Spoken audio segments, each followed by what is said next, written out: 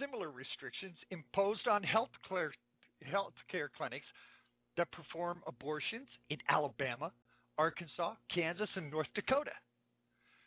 In fact, Republican lawmakers and governors have cracked down on abortions in 23 different states. And I'll tell you what, it's about time.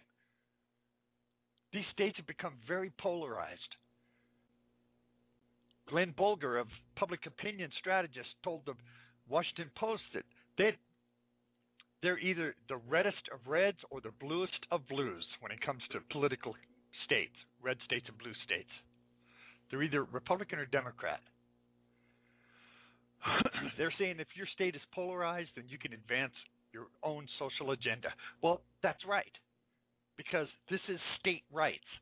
These are people that obviously don't recognize state rights. States have the rights to impose their own rules and regulations on whatever, and we've seen proof of that with how many states in the union have said no gay marriage in our state. Other states have said, oh, we welcome gay marriage. Well, the ones that oppose it say, that's fine. You want to have it in your state? Go right ahead. You come to our state, you're not married in our state, because these are state rights out of the Constitution. These abortionists don't like that. In Arkansas, for example, the state legislature overrode the governor's veto for a law banning abortions at 12 weeks.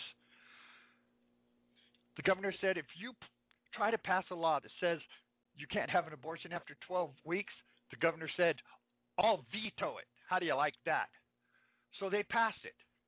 The governor said, I've told you I'm going to veto it, and that's what I'm going to do. And he vetoed it.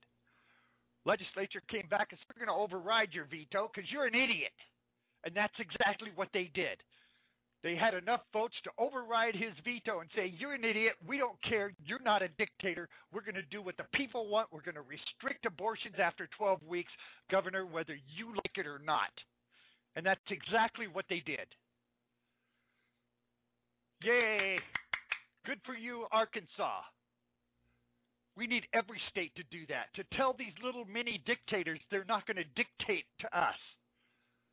Because we the people and the people we represent are going to override these things, which is the exact same thing we should be doing with our federal government. That's why you need to tell your legislators who are behind restricting or completely eliminating abortion, tell them not to wobble. Because if they wobble, they're fired. And you need to say it and you need to mean it. You wobble on this governor, you wobble on this senator, congressman, you're fired. We're going to throw you out. We're going to get someone in there that will represent us. Too many people come to programs like this and they say, yeah, I agree. Yeah. And then you sit right back down in your armchair and start watching TV and go about your daily lives and you never do a single thing about it. Well, get off of your cheese cutter and start doing something about this.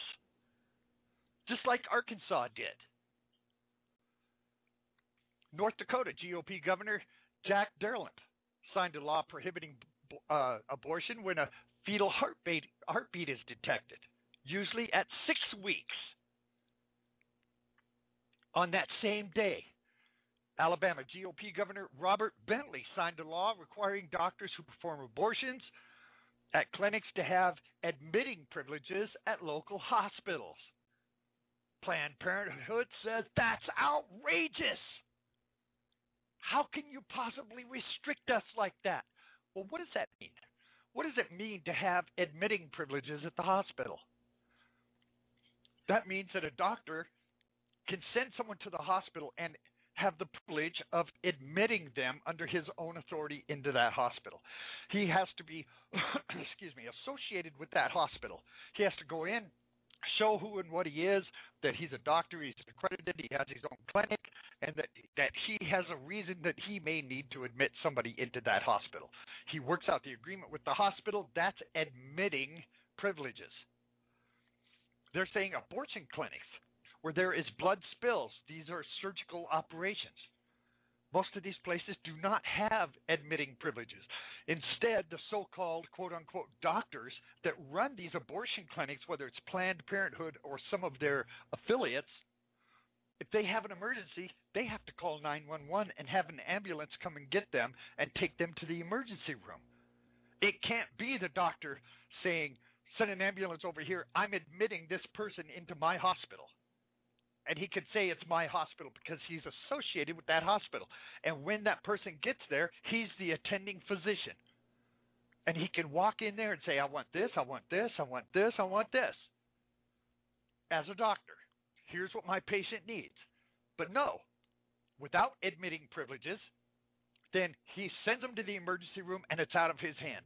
The attending doctor and whoever is on staff there takes over from that point, and the doctor who actually caused it has nothing to say about it, except he can come in and consult the doctor who's in charge, which is not the doctor that caused the problem. And they think it's outrageous for him to have these admitting privileges. That's incredible to me. Well, in Arkansas, a recently passed bill from Republican Governor Sam Brownback says he'll sign into law, says life begins at fertilization. And it also bars tax breaks for abortion providers and prohibits abortions based on sex selection. Now, for those of you who don't know what sex selection is, this is widespread for you folks in the UK.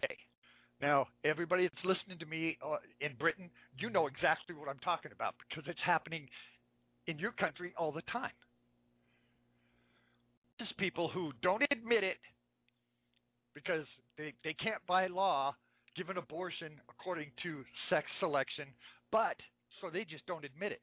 But they go in for the ultrasound and they say, is it a boy or is it a girl? And they'll say, well, according to the ultrasound, you're going to have a boy. Okay, then the parents talk about it. Hey, honey. Say, well, we really wanted a girl. We didn't want a boy this time around. We decided we don't want the baby, that we're going to get an abortion because we just can't afford it right now. And the doctor has to say, well, all right, yeah, I can give you an abortion if that's the reason. The parents say, yep, that's the reason. But they just discussed it and said the reason is they don't want a boy right now. They want a girl. So this is sex selection. If they want to have all boys and they come up with a girl, they'll say, oh, we decided we're not ready for this one. So we're just going to abort this one. Sex selection. There are people right here in the U.S. that do it too. See, but here's the problem with sex selection is the doctors are bound so tight to being able to give these abortions that they can't discern for themselves and make a decision whether or not this abortion is legal or not. They have to just go by what the parents say. So the parents say, well, we're just not financially ready. This is unintended. We can't afford it. It's going to be harmful for the baby or blah, blah, blah, or whatever. But the parents just discussed it. And they just said, we don't want a girl right now, or we don't want a boy right now. We want a girl, and this is a boy, so we're going to abort it. And they get the abortion according to the sex of the baby. Do you think that's right? Well, if you think it's not happening, why are they putting it in the legislation? If it's not happening, why would they put it in there? It would be a worthless piece of legislation. They're putting it in there because this is happening. And it's happening all across this country. America, on an annual basis, has 1.4 million deaths through abortion. Planned Parenthood and its 800-plus affiliates are the largest providers of abortion in the United States of America. 1.4 million deaths a year. My friends, this is clear eugenics. Clear eugenics. Because it was started as eugenics, like I said in the beginning of the program, through Margaret Sanger in 1917 in Harlem through the Negro Project, targeting minorities, targeting poor people, targeting people that they say were mentally ill, and they would classify the mentally ill as a single parent.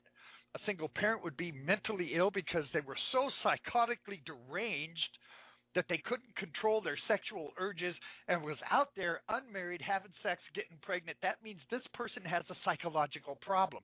They can't control themselves. This person is defective.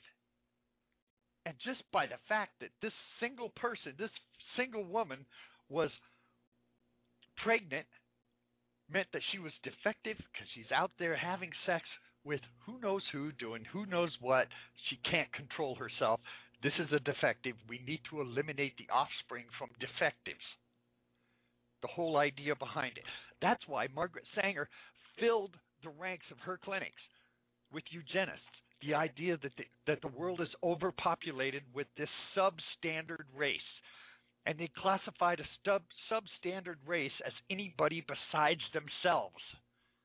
Anybody that wasn't white. Now, I'm not the only one that knows about this. There are protests across this country from people of all race, creed, and color who understand that this is a racist agenda. But you know, being a racist agenda is only part of the story.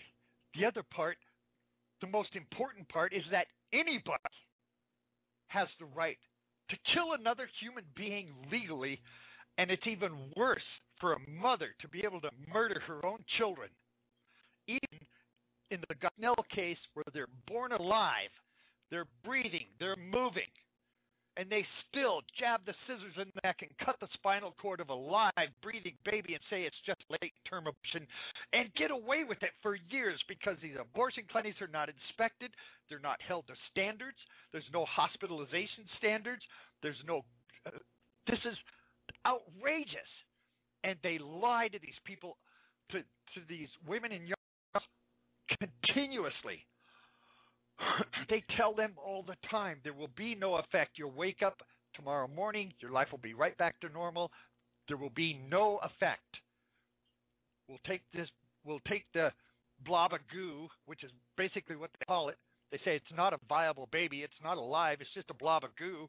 We'll just move that blob of goo and you'll wake up tomorrow morning, your life will be right back to normal, and the mistake will be fixed. You can go right back to your life the way it was. But in fact, that's not the case at all. Because do you know the suicide rate is for women who have aborted their babies and are so overcome with the guilt of murdering their own children that they commit suicide? Besides the fact that there's countless women who have been told that there's no effect, we'll just get rid of this blob of goo. And these women live with the guilt knowing that they've killed their own baby the rest of their lives. For some women, it's every single day they think of the life that they took. They feel the regret. Sometimes it's right after the abortion. They'll say, what have I done to my baby? What have I done? What have I done? Because as soon as it's over is when it really hits them hard. At that point, they know there's no going back. They have killed their own baby. And the guilt sets in right then. Where an hour before they were telling them there is no side effect. You'll wake up, everything is fine, there is no side effect. And they wake riddled with guilt. A lot of these people having to take clinical psychological medicine for depression. And I mean, it's extraordinary. And I'm not just saying this. You can research this. There's proof of this all over the place. And you know, they have worked very hard on this, not just with Planned Parenthood and Margaret Sanger in the early 1900s, but right up to Roe versus Wade. The whole thing with Roe versus Wade was a scam. It was a lie. And the two women who were involved in Roe versus Wade are now outspoken about abortion, saying it is wrong. And they're telling the story about how they were duped into this, how they were duped into taking this into court, how they didn't want to do it.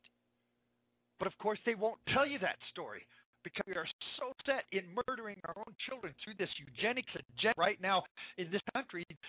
They're going to do virtually everything to make sure that this abortion meat market doesn't stop. Now, for the people who are into eugenics, let me give you an example of how it works for them. You know, if you're an investor and you invest your money into a variety of different things, well, let's say that in what you're invested in, if you have one stream of income from one investment that continuously gives you a regular, steady income, all right, let's say you're invested in 5 different things, and you have one investment that gives you a steady stream, that's there every single month. It produces money for you to spend at will every single month.